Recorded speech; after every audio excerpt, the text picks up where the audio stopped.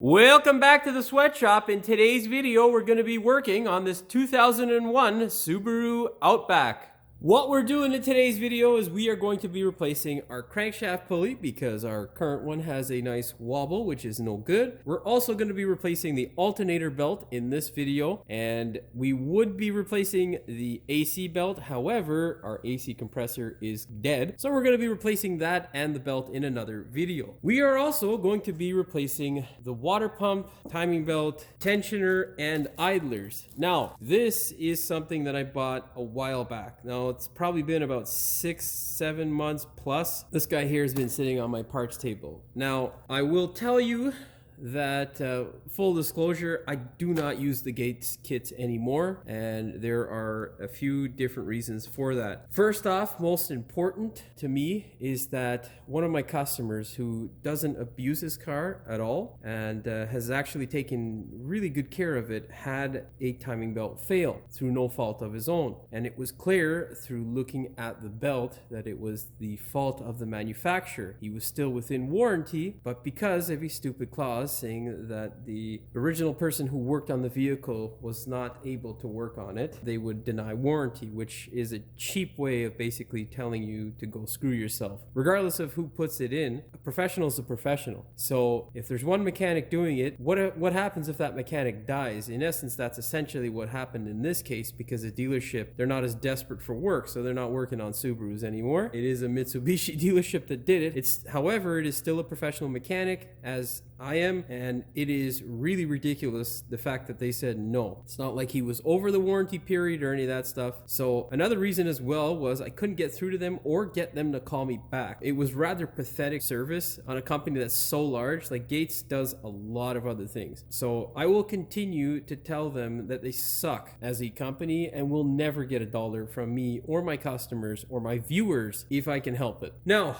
I have used many of these kits in the past, and I will say out of the, I don't know, probably I probably say between 50 and 100. I can't even remember how many kits of these stupid things I put in. I will say that I have seen them get cheaper, consistently cheaper. When I first started buying these things, all of these components used to be made in Japan, with the exception of the belt being made in the United States. Now it's pretty much the opposite, where everything is made in China except the tensioner, which is made in Canada, and the belt, which is made in the United States. Now, to date, I have had 2 tensioners, Canadian-made tensioners, fail on me, which is especially infuriating to me personally because I am Canadian. So, we have a lot of things going on at home. We've always complained about manufacturing for quite a while, and when we do have manufacturing and it sucks, well, that doesn't bode well for us Canadians wanting manufacturing jobs coming back if we can't make simpleton things like this. Nonetheless, things happen. I get that, but it is infuriating to me. I am a patriotic Canadian, and I get irritated with certain things like that. Nonetheless, all of this stuff now has moved to a Chinese manufacturer, including the water pump. Now, say what you will about China, I have not had any of these parts fail, which is surprising to me. I have had the belt fail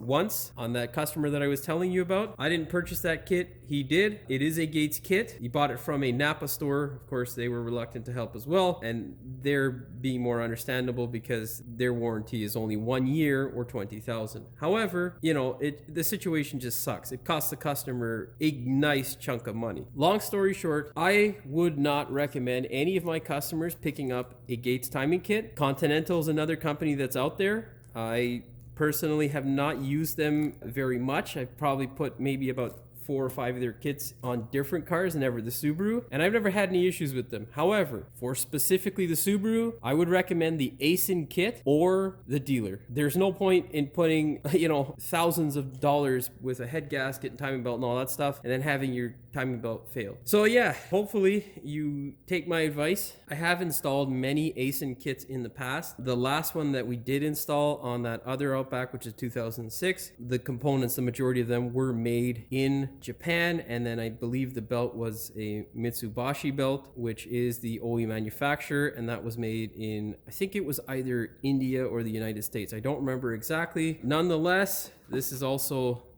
that's Mitsubishi and how you spell it, and this is the OE manufacturer for belts the majority of time with our friends at Subaru. This guy here is made in Indonesia.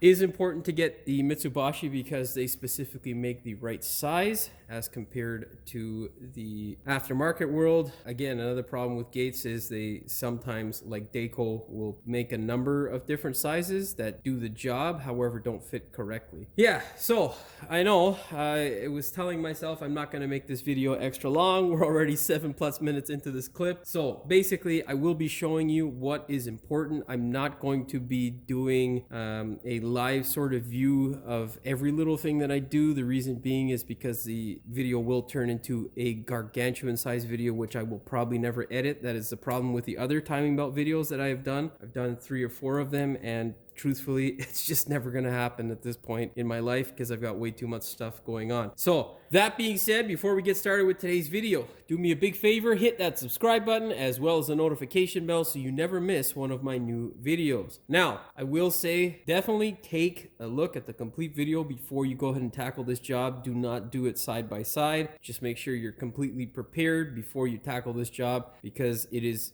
very important that you take your time. If you screw this job up, that's usually the end of the car, especially if it's 2001, because the cost of repairing valves and all that other stuff, just, it's too much. So yeah, make sure you take a look at this video, other videos as well, if need be, and then proceed. That being said, I would definitely recommend, if you're not comfortable with automotive work, take this into a professional and have it done properly. There are a lot of small steps that go into making this job successful, and a lot of things you need to know in order to do it properly. Okay, that being said, let's get going. First things first, let's open up that hood and we'll do some more blah blah blah. Okay, so first step, go ahead, just pull this off. I've already done it because I was doing something else on this thing.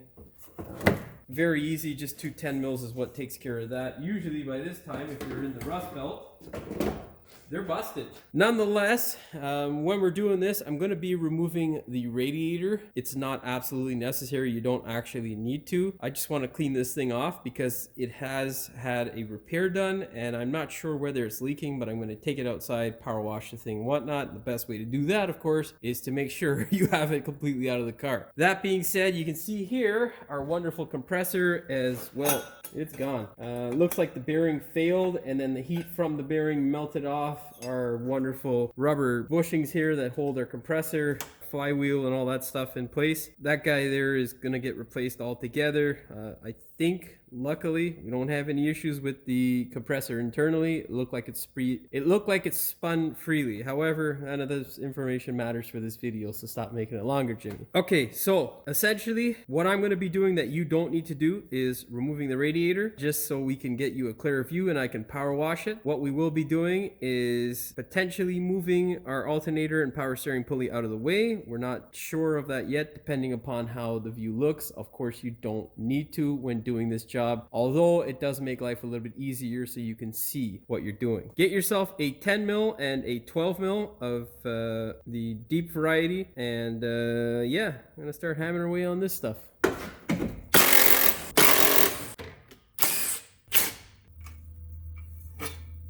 Whenever storing stuff, I like to put the bolts back with the piece that it came off from. Sometimes you mix them up, just makes life a lot easier. Shallow.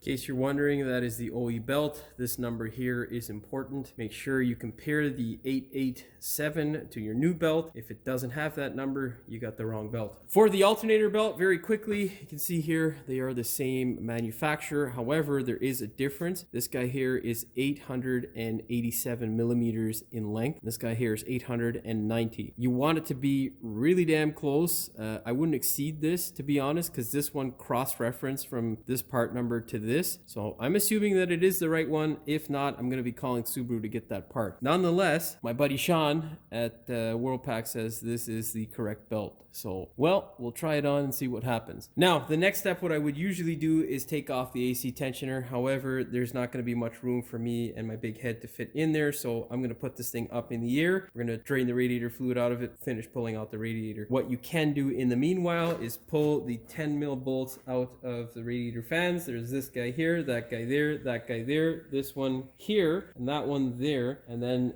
that pulls off the overflow tank, and then another one right there behind it. Now, just going along how I usually go along. You can disconnect these guys from the top. It's really easy. I'll show you here. All you got to do from the top is just simply put your finger underneath here, pull up on this tab, and then pull these guys out. Really simple. There are, of course, 2 of them for either radiator fan. Now, these clamps here, pain in your ass. Make sure you go ahead and spray them down with some wonderful lubricant, either WD-40, whatever. Make sure that they come apart easily. If they're not going to, leave them alone. It's best that you cut them off. If you're in the Rust Belt, they'll never come off. This thing's a Texas car, and it's only spent the last 3 years here in the Rust Belt. Okay, let's take a look at the opposite side. I'll show you what's up there. Now, this is our radiator fan on the opposing side that holds our overflow tank. I've already pulled that guy off. There is our connector. This here is another little tab here if you're pulling your radiator off. That's the other transmission line. Make sure you give it a spurt. This guy here,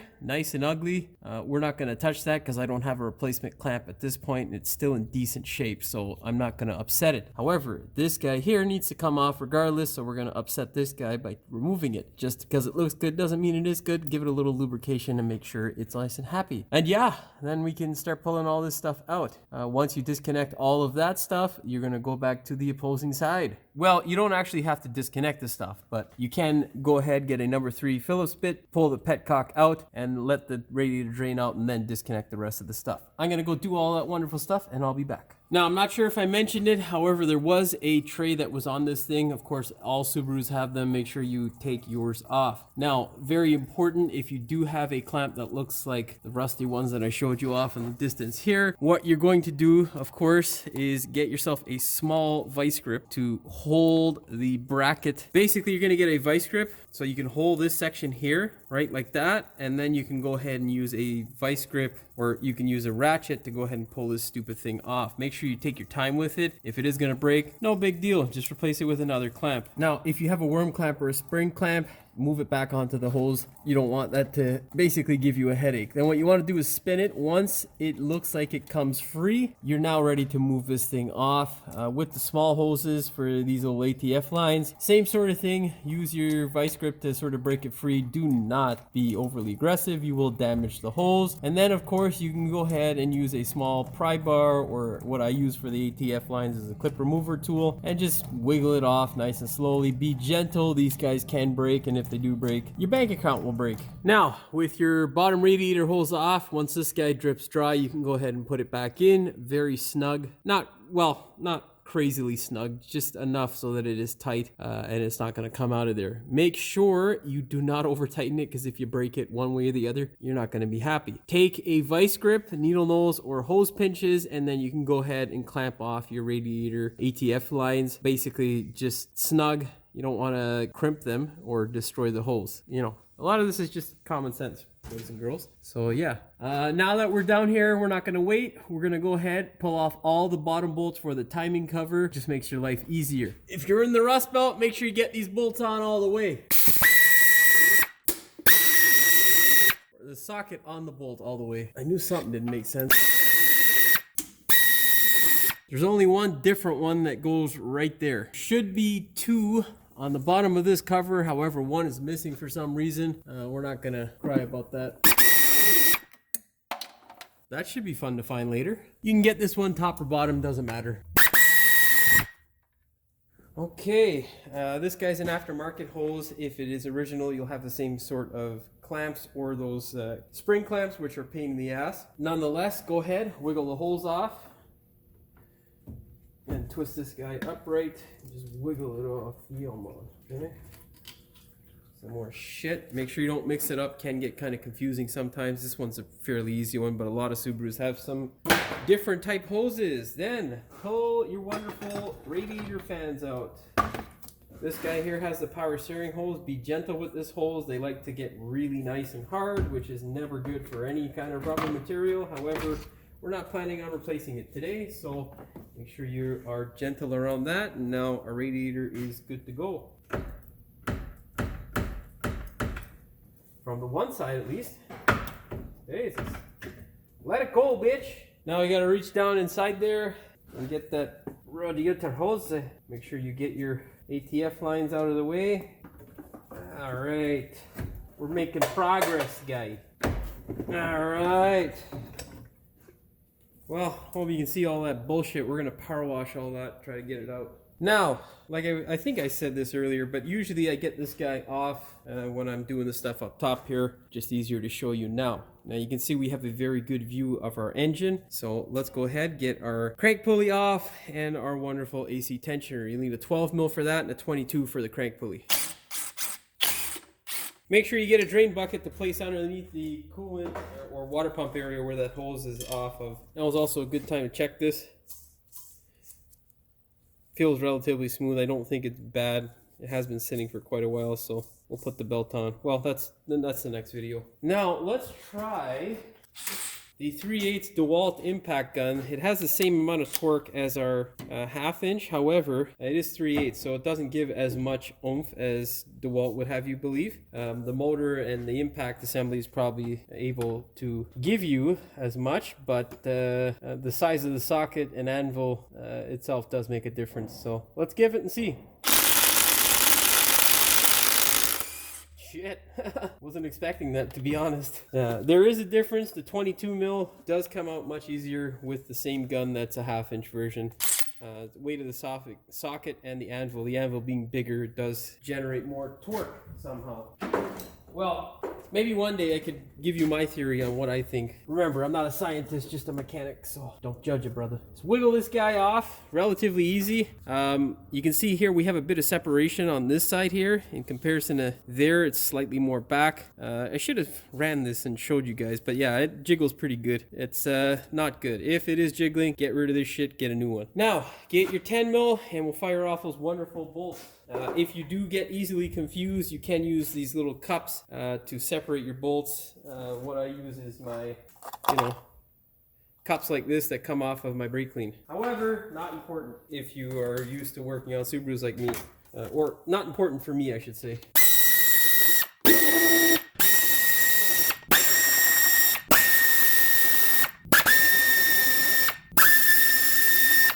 Now, another thing I recommend doing is before you take that cover off, what you want to do is get this guy here, a blower, and just blow off any crud or crap. The reason being is you don't want that making its way into the timing area.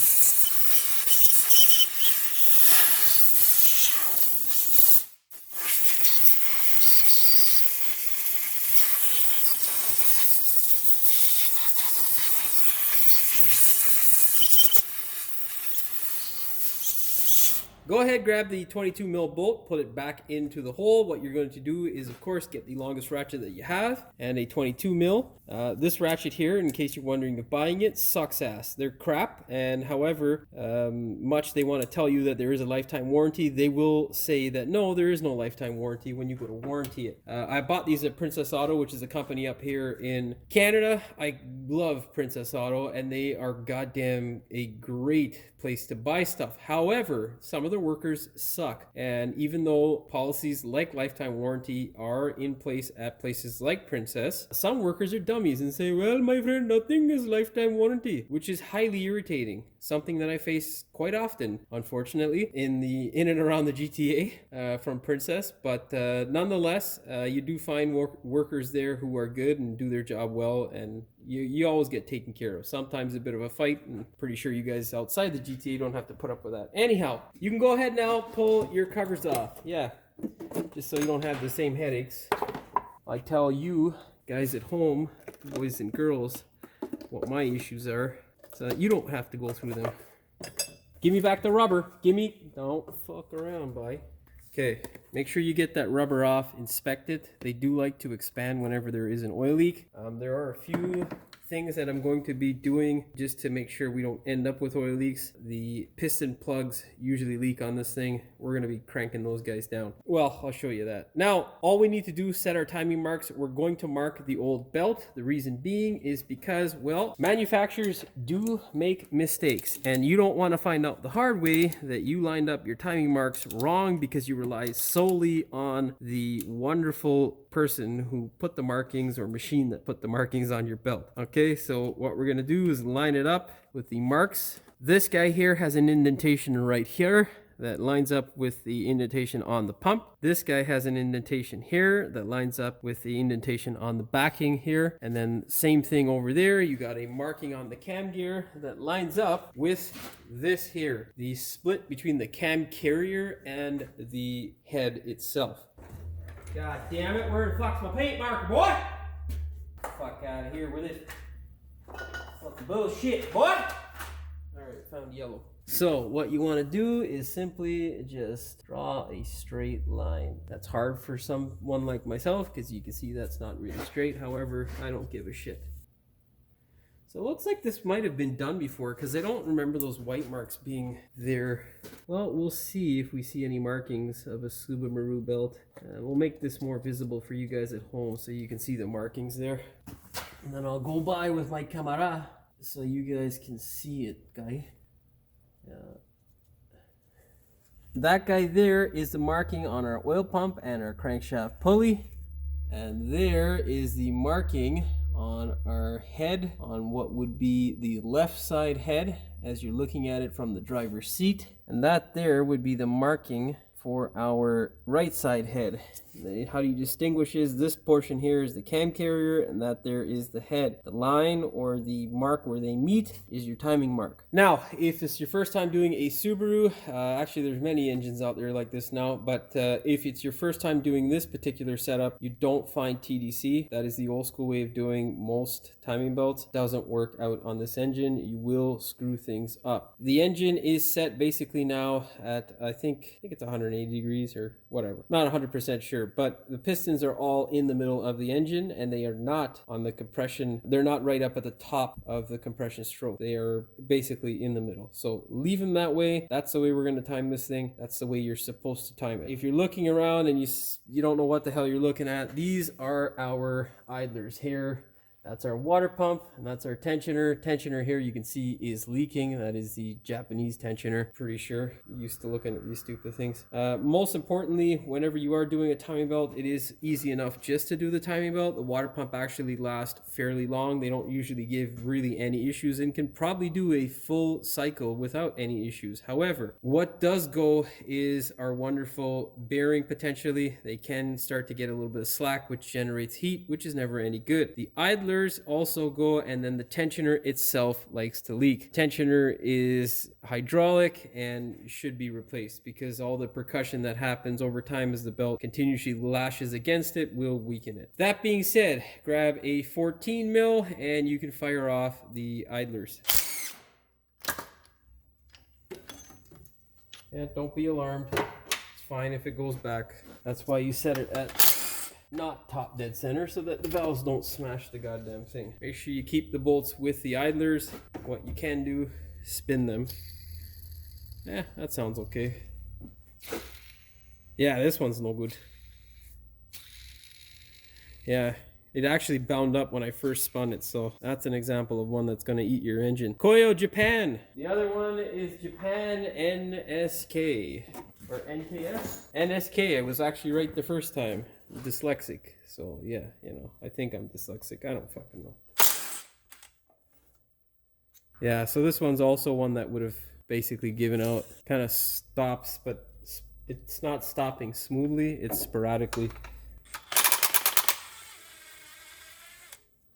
Make sure the washer comes off and the O-ring comes off with it. Those two guys there. And you can see we got a little bit of Julio leaking out of there and some wear. So yeah, these guys are long overdue. Now you can go ahead, pull your belt off. You can compare the marks when you go to put it back in. At least you have a reference that you know is good. If you're easily confused, you can put a C beside the middle one to make sure that you know it's the crank pulley. I look at this one, eh? It's got about 200,000 I think, or no, 196,000 on it. It's the original Subaru belt. It's I believe what, 20 something years old, but look at the difference. Like, this guy's lived most of its life down south. I don't know 100% whether it is the original belt. However, if it is, that's pretty impressive because there's no real chafing or cracking. I think the weather that we have up here in the Rust Belt definitely helps with that sort of stuff getting chewed. Nonetheless, yeah, we got some cleaning to do. You can see we got some coolant down there. Our piston plug's visible over here, so there's one here and one over here. We're going to be tightening those guys up. Yeah, you want to make sure you tighten them up. You can remove them and also put silicone on them. Not 100% necessary, but yeah, we'll probably end up doing that just because that's how I roll. Now, you can see we have some crud and crap in here. Not the best of signs. Let's go ahead now. We'll blow all this area out and get prepared to take our pump off. Okay, so what we have done so far off camera is we have removed these guys here. Basically, you get a 14 mil hex, shoot them out. You put a little bit of silicone around this guy here. If you have the aluminum piece, you can reuse it if you want, or just fire it off, throw it in the garbage. Then what you're gonna do is set your torque wrench to 55 foot-pounds or 75 newton meters. Now, I'm not sure what the exact torque is. That's just what I've always torqued these things to, somewhere around there. Depends on the engine. For this one, it's 55 or 75. That's what I've torqued it to. Now, as for the other components, in terms of torque and what I'm going to be telling you, it is for certain ones, the Subaru OE spec, and then for certain components, it's my own specification, what I find works best. That being said, make sure you search up the correct torque specs for your own car and, you know, yeah, make sure you don't screw anything up. Next thing we're going to do now is take the water pump off of the car. What we'll need for that is a vice grip and a 10 mil. The vice grip is to loosen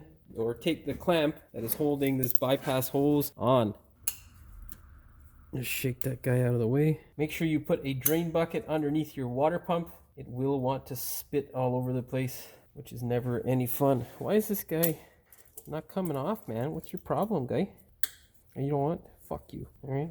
You prick. I don't know. Anyhow, get that off. We're going to leave that there. We'll fire off the water pump and then work with that hose.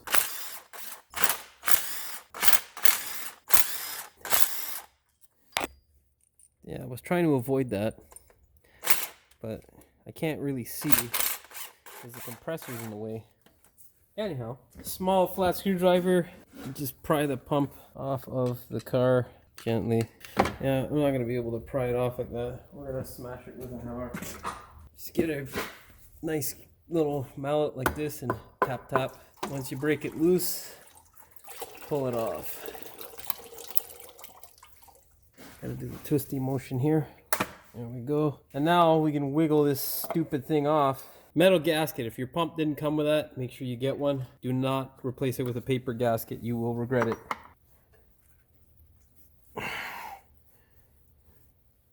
Okay, there's our pump. We're gonna have to clean off that hose inside. Should be fun. Now, very important, what you need to do is get yourself a device to clean the mating surface for this thing here.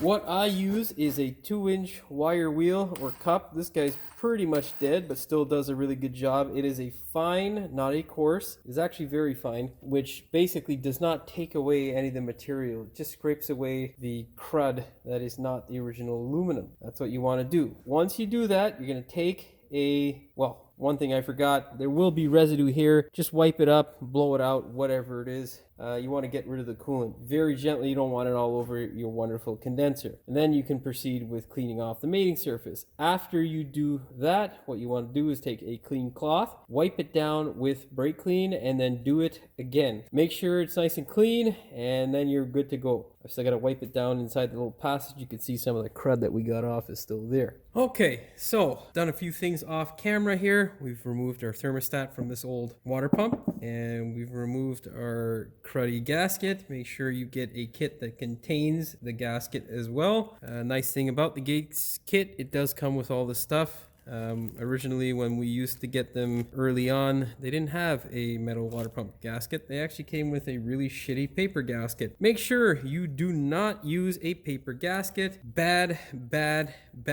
decision. You do not want to do that. They will break down prematurely and they will leak. Fit your gasket, your brand new gasket that is, to your thermostat. Make sure you line those little divots or that little cutout section there with this little bypass. That guy lets air through and lets fluid through your thermostat. Now, what we need to do is get our favorite silicone. This stuff here, Permatex, the right stuff. It works really well. It is a 1-minute gasket maker, although I do suggest giving it some more time. Now, you're gonna take your brand new water pump and you're going to put a little bit of silicone insurance in this area here. Is it absolutely needed? No, it's not. However, I don't want to find out the hard way that it was needed. So put some silicone in that area. Do not gob it on. Just a little bit will do.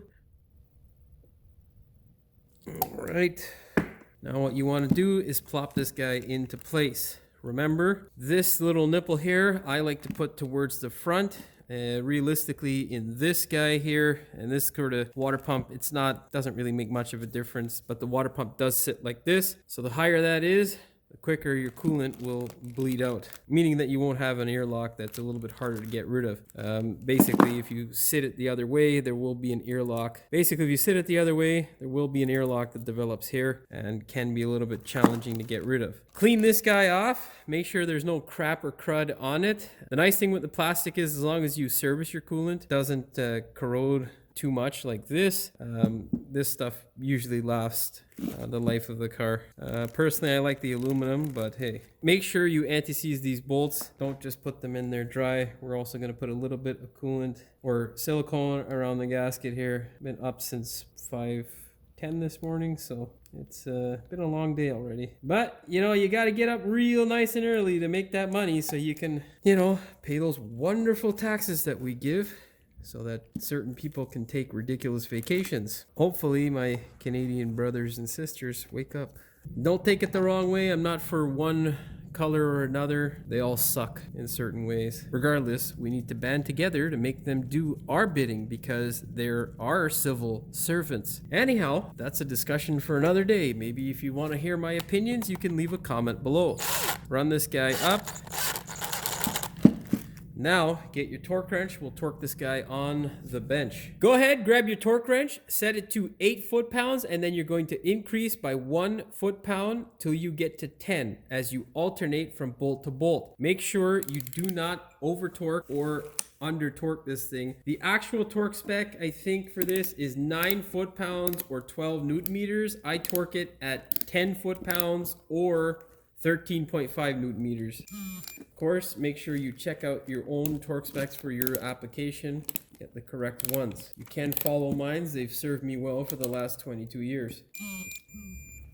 All right, we're good to go. Go ahead, put that little gasket into place. What you're going to do now is, of course, apply a little bit of silicone to give yourself some insurance. People will say, oh, it's brand new and this and that, blah, blah, blah. Well, this was made by some dude in his basement in China, and you can see here, it's got some notching, okay? This is the problem that you get with a lot of pumps. I'm not singling out just Gates, but unfortunately, stuff isn't made as well as you would like, so you want some insurance. Our gasket here, it is metal, but yeah, see, look at this, idiots. This is still usable, but that's not flat anymore because of the way the angry little fellow there in his basement just dumps the shit together because Gates opportunistically is taking advantage of his cheap labor to fill their pockets with more money, because these, even though they've moved to offshore manufacturing, have not decreased in price very much. So yeah, long story short, kiss my ass, Gates. Go ahead, grab your silicone, give yourself some insurance. You're going to give yourself a 1/16 layer of silicone of insurance on either side of the gasket. Isn't that funny how all these companies continue to do the same thing and lower their costs while our cost basically just stays the same?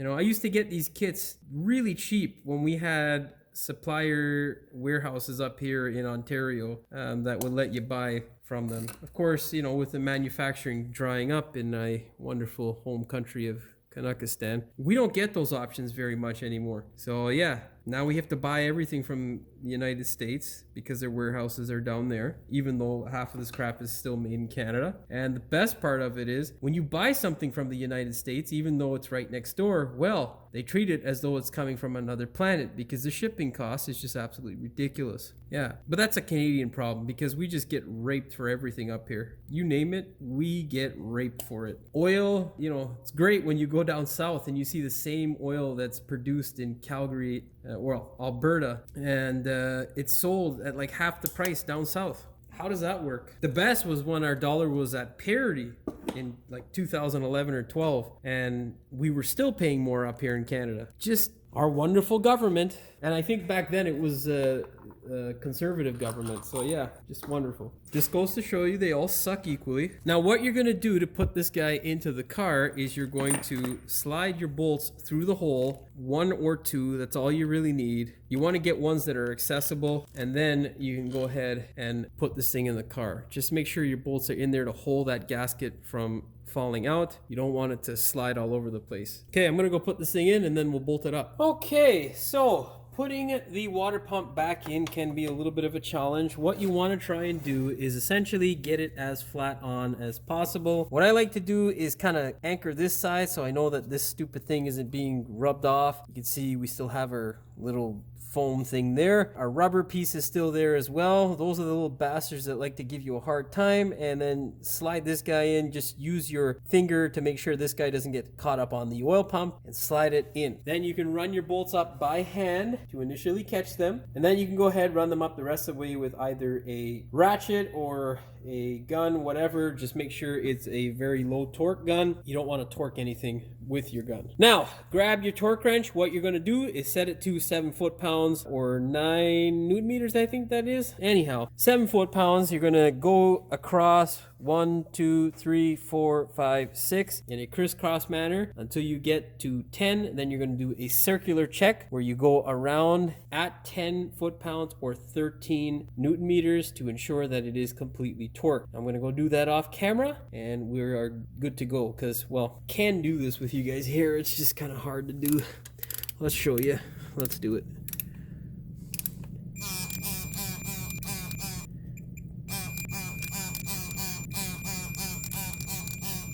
There we go. Our wonderful water pump is installed. Don't forget to put that stupid hose back on with its clamp. Grab a 14 mil socket and the bolts for the appropriate idler and screw them in. What is important here is that you make sure you check the idlers on the bench before placing them on the car. Why that is because just because it's brand new doesn't mean it is good. With the tensioner, do not pull out the pin. Make sure you have that wonderful guy there. The washer installed with that little O-ring keeps everything together. Thread this guy in gently. Do not do it aggressively.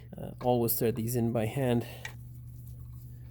And remember, it is important that you rotate every single pulley, because I'm telling you, you just don't want to find out the hard way that one of these things is bad. And even then, you can't tell sometimes, because until it's loaded up, you never really know. In case you're wondering of Gates' quality, China baby. And that there, I think it's called Tita or Tita, I'm not sure. But that guy there is the new manufacturer for Gates bearings. Now, like I say, they haven't failed, but you know the cost is cheaper. And if the cost is cheaper, I'd like to see those savings passed along to us, the consumer. Now, this guy here, I leave off because it is a pain in the ass to get the timing belt on. Of course, I will be showing you that soon. For now, leave it off. Do not put it on. You're going to grab your torque wrench. You're going to set it to 30 foot-pounds or 40 newton meters. Now, the specifications do vary. Some engines are slightly different. All the 2.5 single cams, I torque to 30 foot-pounds or 40 newton meters.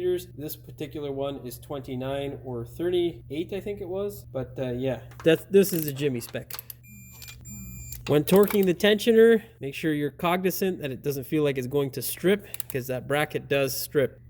Don't worry though, it is replaceable. Get your old belt. Make sure you check the reference markings. I have checked them. They are good to go. Remember, there are 3 of them. Yes, that one looks like it's slightly off. It isn't. Okay, you're going to need a offset wrench or just a ratchet wrench combination with a 17 mil in order to move the cam gears. You're also going to need 3 needle nose 6-inch vice grips or 5-inch, whatever is fine. Now, before you put your belt on, inspect it just to make sure it hasn't been crimped or is damaged in any way. I have done that already, and now what we need to do is, of course, identify which way it goes. As you can see, the arrow points that way. So, you know, not rocket science, a bit tricky sometimes, especially if you're not used to this sort of thing. You know, everyone's first time is a little bit unnerving. So you're going to line the dotted portion up with the mark on the crankshaft. Remember, do not get this belt dirty. You don't want any crap on it. And whatever you do, do not bend it. It does not like to be bent. Okay? All right. Okay. Now, you get your first mark, and then you're going to get your vice grip and you're going to clamp this guy in place gently. All right, right here. All we're doing is just trying to keep the belt in place. That's it. We are not putting really any pressure on this belt. Okay, now we do the right guy first, the right camshaft. Well, this one here, it's right for me because I'm looking at it from above, but yeah, you get what I'm saying. What you want to do is just line up the mark, secure the belt, and then give this guy the same treatment. Make sure the vice grip isn't dirty. Mine's a bit dirty, but whatever. It's not the end of the world. Okay. All right.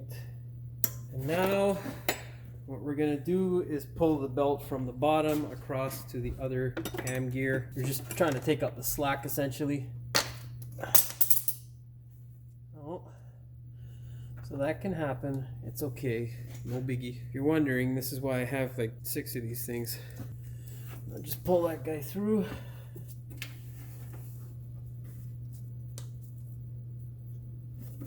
Okay. Now that the slack is off, what we need to do is get our 17 mil and hold this guy in position. Where's my 17? Let's get this guy off the floor. Fuck. Oh, my knees, baby. My knees. You want to get it close enough. She's gonna go back. We're gonna have to hold her.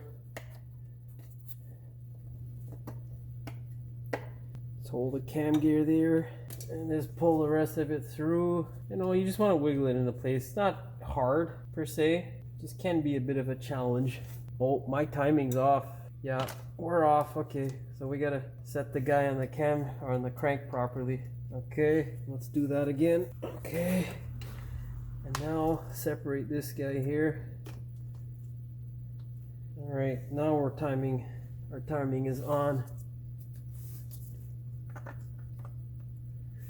Okay, now ease off this very gently. It should stay, but sometimes it likes to be a pain in the ass. So, you know, be gentle with the belt now, because as you move the belt around, sometimes the shock or vibration from the belt can cause the cam pulley to go, which is annoying. Now, what we just want to do here is move that guy, line it up. We get our vice grip and we clamp it in place like so. Remember, no pressure on the belt. We're just trying to keep it on the cog.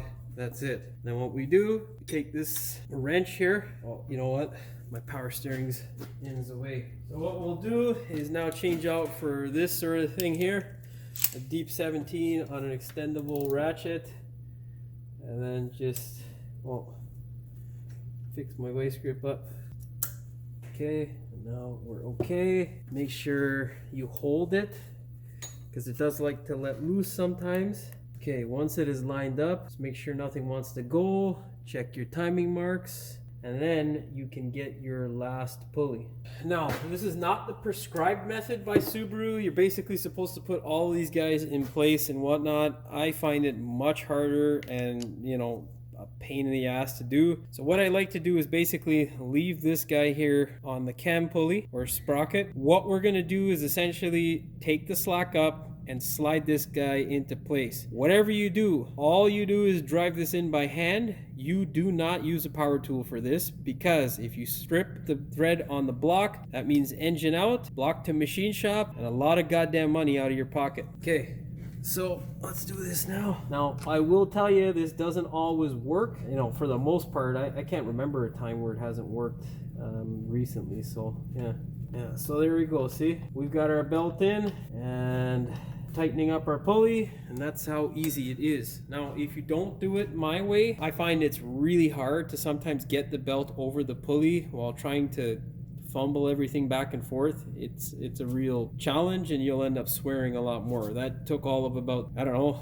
10-20 seconds. So yeah, now we're going to take all of our stuff off. We're going to pull the pin and rotate the engine. Now, before we do that, vice grips off, torque that idler, and get rid of our 17 mil. Get a nice clean cloth so we can wipe off any of the residue from my dirty vice grips, which I should have cleaned up before. Yeah, there we go. Make sure we don't have any residue left. Basically, you don't want any residue or crap in this area. It's supposed to be a relatively sealed off area, and that equals longevity. Remember, 30 foot-pounds or 40 Newton meters. Okay, we are good to go. Now you can check the torque of this. It's the same torque value as what I set it to. Yeah, it is a 15 if you get the stupid Canadian tensioner. For whatever reason, they don't use a 14 mil. All right, now get your 22 mil. Now, as you start rotating like this, you'll see a little bit of slack drop. You're gonna just pull the pin out of this guy here and continue rotating. You're gonna do 2 full revolutions of the crankshaft. There should be no binding. You're going very easy with this. If you at any point feel the thing not want to go, don't force it. Because if you force it, you're going to end up crying. That means most times that you screwed something up. Of course, you will feel a little bit of compression, which is normal. You want to feel that compression. That means you did a good job. Now line your marks back up. Okay, and then just check the actual physical marks on the pulley. You can see there we're good on the left side. You can use the pin as an indicator if you can't see it. And we are good on the right side. So we are complete with our timing belt installation. Now all we gotta do, put all this wonderful crap back together. All right, let's put that wonderful timing cover on. Don't forget to put anti-seize on all the bolts and clean up any rust and all that wonderfulness. Now with the cover, it is most important that you go ahead and clean off the inside. You don't want any crud or debris in there. At the same time, you do not want any chunks or crap or residue on the front of the cover as well. That way you don't get confused as to whether you might have a leak or not. I like putting the bolts in, just, you know, as long as you don't spill any like I just did, it's good to go. Thread them all in by hand. Do not just use a machine. Very bad idea. So we're missing one bolting that I dropped because I'm stupid. In case you're wondering, the torque spec for these wonderful bolts is, I think it's 3.5 foot-pounds or 5 Newton meters. I usually just fire them on with my wonderful gun, and I think it's like, that thing's set at like 7 or 8 foot-pounds or something like that, so not a biggie. Make sure you're gentle with this side cover, and in case you're confused as to what I was saying, clean the hell out of any crud in the side here. You don't want any dust or crap. Make sure you slide that guy on. The outside of the cover is up to you. It's just cosmetic. Don't really care if it's ugly. Residue, I say, you must get rid of. I'm gonna go do all the bottom bolts from the top. Not a big deal. Not impossible. I'm gonna go do that off camera because it's just kind of wasting time here. Okay, check this out. This here is a auto assembly tool. I think it's called Disassembly. I can't remember what the hell or how to pronounce it. Nonetheless, it is wonderful because there is a spring in here which allows me to set the torque. This thing is currently set to like 4 foot-pounds of torque, which is just what we need. So yeah, makes my life easier because I get to do this. Well, get rid of this fucking annoying air hose one day, but...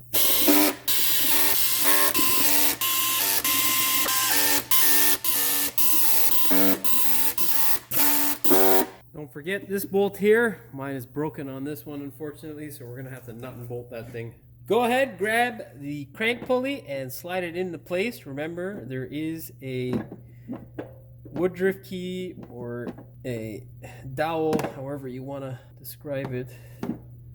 I should have really checked that out before I actually tried putting it on. Slide it into place, grab your 22 mil and throw it in there, tighten it up by hand and gun it. Grab your torque wrench, set it to 131 foot-pounds of torque or 177 Newton meters. There is a specialty tool you can buy to do this. I've made my own, which is, you know, it's ugly, but I don't care, it does the job. Basically, you're gonna slide it into here. This one, it's 12 mil and it's quite a snug fit. But basically, put your socket in there, for my tool at least. The other ones have a bigger hole, but I'm not gonna drill through this whole pulley to make it fit. That would drive me nuts. So slide this guy on, let's put it in there, and now What I can do is get a pry bar or whatever I choose. I got to get an extension to go in there, like a 3-inch extension. There we go. Now all I got to do is get a 3-inch extension to go in here so I can get on the socket. Now usually this fits pretty damn good, but because this pulley for some reason is just so tight with my tool, it's just a bit of a pain in the ass. Anyhow, now I don't like the bulky tools and whatnot, so I made it without having like this long piece of bar attached to it. Obviously the bar makes it a lot easier because you don't have to finagle any sort of contraption to make it work, but this is my choice. Now I'm just gonna get my 1/2-inch pry bar here. We're gonna stick this between any of the 2 prongs wherever I can fit it. We're gonna hold it and then just crank it. Actually, we're gonna lean it up right up against our wonderful power steering pulley and crank it. That's that. I'll take my torque wrench off and get my homemade specialty tool off. That's a whole nother enterprise. You know, the original Subaru ones are actually much easier because it's all rubber. This one's all metal, so it's pretty tight, man. It's a fucking pain in the ass. But anyhow, we're done. Now, truth be told, I have gunned these many times in the past before making this. I just didn't like being without the tool, and I didn't have a couple $100 to spend on a specialty tool, so I made my own. This was, I don't know, 2 hours worth of work, I think. She's ugly, but she works. Now, of course, I'm not saying that you should gun yours on. I say you should torque it. However, if you can't, no big deal. Not the end of the world.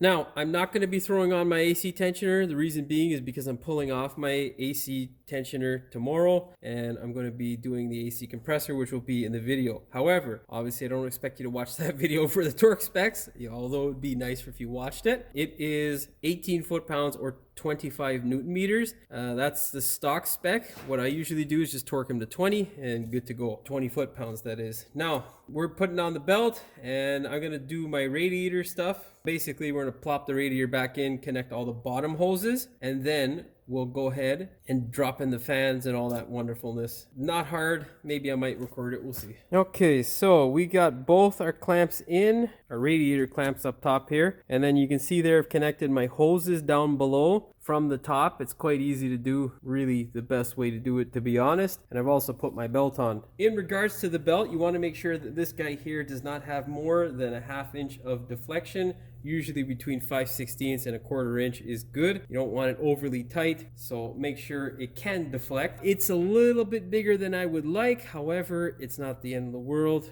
It will definitely work. So we're going to continue on with this belt. We're also going to now torque this guy here to, that's the original. So we're going to torque this guy here to 20 foot-pounds on either side, and we shall be good to go.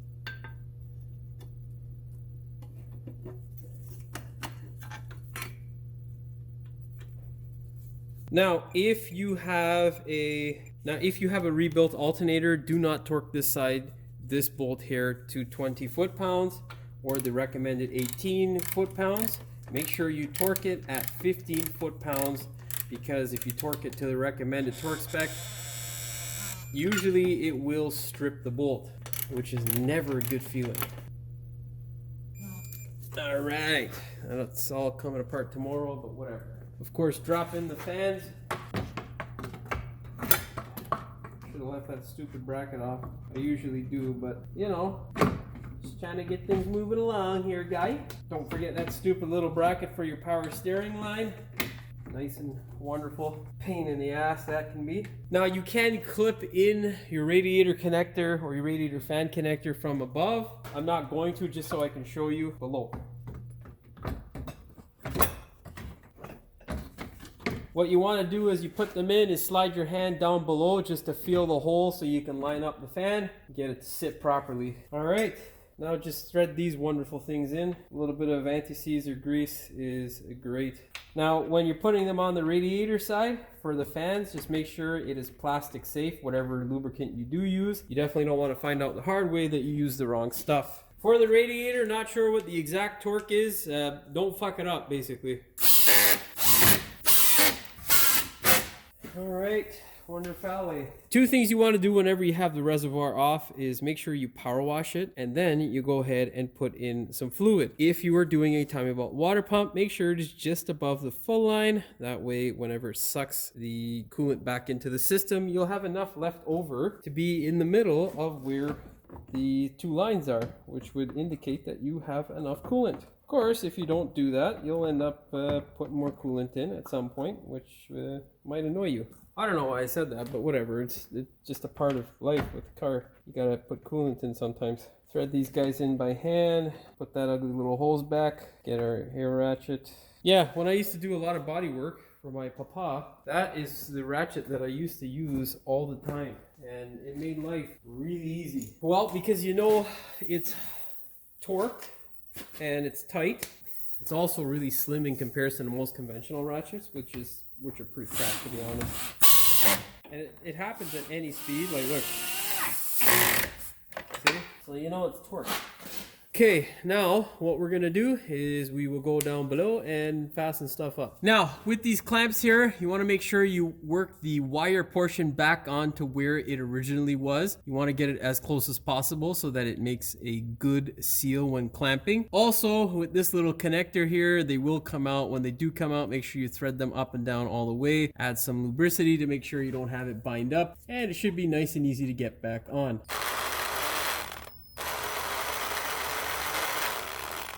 Okay, just line it up.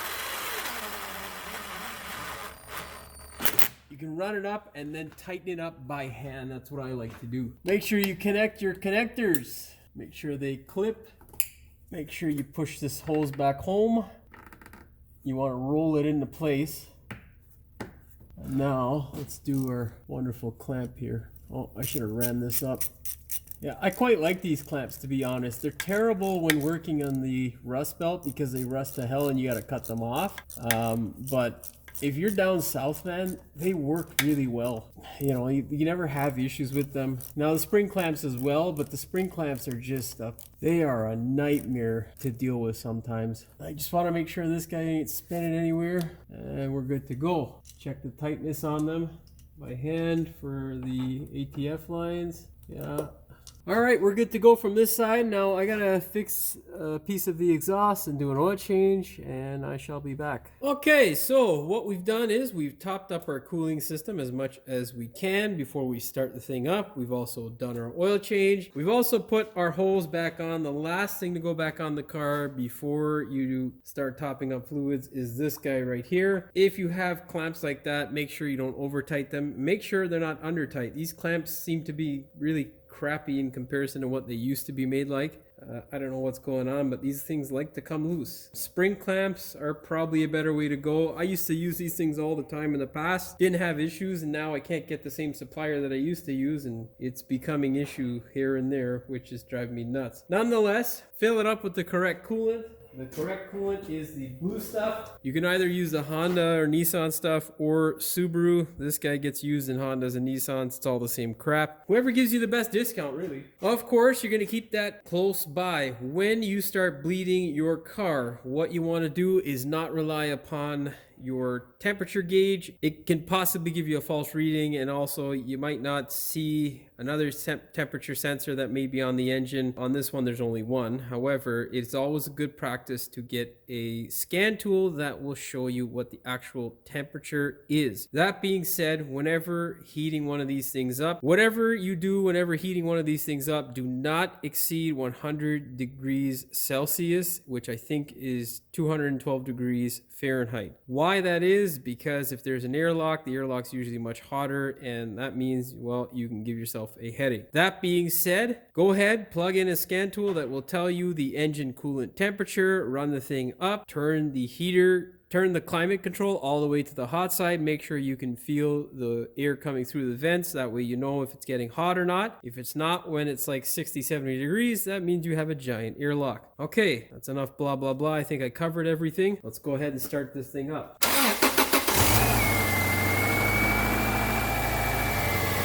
So, as you can see, she fired right up. What I'm gonna do now is let it warm up and top up as needed. I'll be back. Alright, so we're currently up at around 60 degrees. You might have heard this thing wind a bit when I first fired it up. It's a known issue with these stupid things. The hose likes to crack and suck in air. In this case, it's not that. It's just because of this stupid thing. It's not in the right position. So all I did was loosen up the torque screw, let it adjust on its own where it's comfortable, crack it back, or turn it back and tighten it up. You can see here we don't have any coolant in our reservoir or in our little funnel here, which is great. We're waiting for that to basically come up. It's right down at the base here. So the nice thing about the Subaru, especially this one, is I don't have to sit inside with a scan tool to rev it up. I can use the throttle from the engine.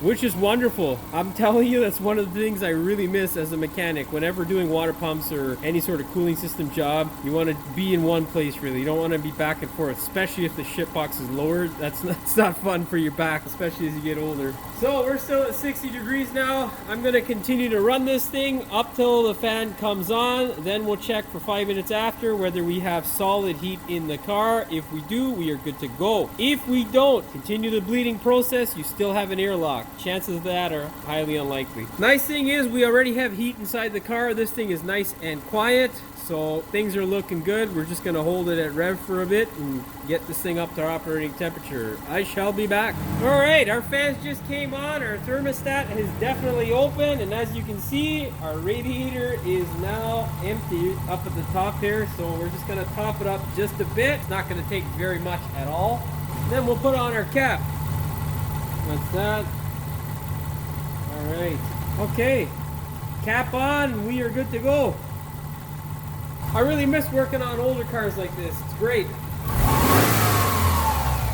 I just love a cable, you know, but anyhow, we are currently down at 85 degrees. We did go up to about, I think it was 94 or 95, and the fans came right on, and of course took it way down. So we're good to go. It's idling nice, car sounds great. Happy camper. Okay, last few steps. Now you gotta just put that piece of ducting that we took off originally back on. I'm not gonna do that because, like I say, I'm doing other stuff tomorrow. And next thing you gotta do is put the under tray that is under the engine back on this stupid thing. Make sure you anti-seize those bolts. Don't over tighten them. It doesn't take very much. I'd say 10 to 15 foot-pounds, nothing more than that, really. I'm not sure what the torque spec is, and I'm not gonna look it up. Just don't break it. Don't be a gorilla. You'll be fine. That being said, before you put the under tray on, make sure you inspect for any leaks. Make sure there are no issues that tissues won't solve, and you will be good to go. All right, I'm gonna go do that now. Well, that's all she wrote for this one. Hopefully you found the video entertaining as well as informative. If you did, please like, share, and subscribe. Don't forget to hit the notification bell so you never miss one of my new videos. And as always, thank you for watching. We will see you in the next one. It's about to call it a Forester like an idiot. What we're doing in today's video is we are going to be replacing our crank pulley, our alternator belt, and our, oh, you fucking cocksucker compressor. However, it's still a professional mechanic, as I felt, and another reason as well is I couldn't get through to them, or I happen to stay. That being said, do me a favor before we get started with today's video. Fuck, 7 minutes between compressor runs, motherfucker. Ah, motherfucker. God damn, that hurt. I can already see we're like fucking 10 minutes in. This video is gonna be super goddamn long. Son of a bitch. Here, this little square section. No one's gonna be able to see that, Jimmy. Goddamn. And clamp this section here, like so. And then you can begin spinning it off with, fuck, you should get in camera, Jimmy. Touch the fucking camera, Jimmy, son of a bitch. Now, go ahead, grab the 22 mil. Next thing we're gonna do now is take that water pump. Whoopsies. Where the fuck did I put it? I just had it. Motherfucker, there we go. Meaning that you won't have all kinds of crap going into, or the nice one thing with the, are you shaking? Fuck's wrong with this stupid fucking camera, guy? Sometimes this thing has like seizures, man. It's so fucking annoying. It's like, and then you're gonna go ahead, grab your torque wrench. You're going to set it to 8 foot-pounds, and then you're going to climb as you alternate by 1 foot-pound as you get up to 10. What the fuck am I saying? What the fuck, bro? Oh, damn it. Okay, go ahead, grab your torque fucking wrench. God damn it. It's gonna be one of those days. Okay, alright, let's do this. Whoa. What are you doing, eh? Oh, okay, 9.5. Felt like too much. Settle down, you fucking... Go ahead, put all your gaskets and crap into place. I don't know why the fuck I said that. It's just one. You want to have it as flat as possible, but you want to make sure this little rubber shit doesn't come off, which I think mine did. Cocksucker, it did. Give me the fucking bitch. Now you can check the torque of that. Where the fuck is my 22? Oh, there it is. Pull it. Also with the covers, make sure... Oh... Fucking clean the inside, but I forgot to clean the outside. Idiot. Now, with the cover, it is most important. Motherfucking bitch. Go ahead, Greg, your gagger. Now, the reason being is because no one cares. Fuck. You motherfucker, you. Where are you, fucker? Now, two things you want to do when you have this fucking cocksucker. Don't hit the goddamn thing, man. Okay, stop fucking moving, stupid karma. Do not exceed 100 degrees Fahrenheit, which I think is 212 degrees. Oh, wait, no, I was fucking wrong. Nice thing English. English, Jimmy.